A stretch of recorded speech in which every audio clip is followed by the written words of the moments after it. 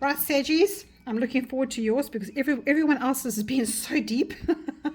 And it was such an optimistic light sign. Let's get some guidance for you for the love week. What is guidance for Sagittarius for the love week next week, please? What is some guidance for Sagittarius for the love week, please? Sagittarians, right. Sagittarians for the love week. What is information that we can guide Sagittarians with for the love week? Come on, there's one. Courage. Splash and fly. I love that. Yeah. It's a little bit more upbeat compared to the others.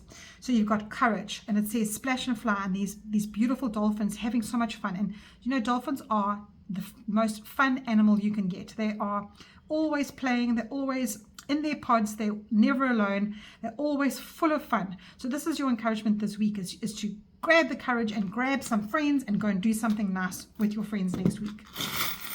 Let's have a look. I'm going to do a charm reading to go with this because we want to get a love guidance here. What is guidance for Sagittarius? Please close your ears if it's bugging you. What is the guidance for Sagittarius, please? Oh, you got the starfish. Okay. Now, starfish work on their senses. They don't have any eyes. All they can navigate with are their senses. They live in the dark, okay?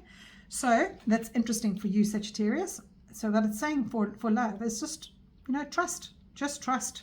Have some fun. Have some fun this week, Sagittarian. Yay, I'm so glad. Have some fun in your love. Have some fun with your relationships. If you're not in a relationship, just have some fun. Go out with your friends and maybe have some fun at work. Don't make everything so serious. It's a fun week, and I knew that was going to happen. I knew Sagittarius was going to give me this. Whoopsie. Let's take that. I'll take those two that flew out there. Sagittarius, you've got the Six of Swords, and you've got the Ace of Cups. Now, I love this, because what it's saying to me is that get away from the serious thoughts. Get away from the emotions that have kept you deep. Now, as I said before, Sagittarians are quite a fun, loving sign, creative and full of optimism. And this Six of Swords is actually saying that for you. It's saying to you, whatever is pulling you down, and there is obviously life. Life is quite hectic for you. Not specifically for you, for everybody. We're all going through a hard time, and life is tough. Life is tough. And I'm living in South Africa at the moment, and we are getting nailed from every part of the world about how the government runs us, and not to bring any politics into it. It filters through into individuals. Whatever country you are living in the world, whatever country you are in, it filters through, and it's very difficult to get a relationship going and not block all that out. But what this is saying to you this week is just block it out. Just put your thoughts away. It's got a little doggy inside the boat. You need to jump in, and you need to take some time out. You need to take some time out and leave all the emotions and all the dark side behind you there and go into the light, Sagittarians. That's what it's saying. Take some time out and just be. Just have some fun. And that takes courage too, because whatever is processing for you, and your relationship might be difficult. You might have issues with people at work. You might have sibling relationship issues. You might have problems with human beings that are real. But this week you're asked to have a different mindset, because what's coming in for you is offerings of abundant love. I love that. So when you change your mindset, you have the courage to do it. You splash and fly. You splash and fly off. And that is where your beautiful energy comes in from Spirit. Spirit is bringing you these blessings. This is a blessing. And you know, this lotus flower, it stays in mud for many years without flowering, and all of a sudden whatever's come from the mud, whatever's been processing in the dark, it blooms and blooms brightly. So you'll probably find, you know, when you know that I often say on my channel that when you walk in the front door at night after you've been out, put your problems into the basket.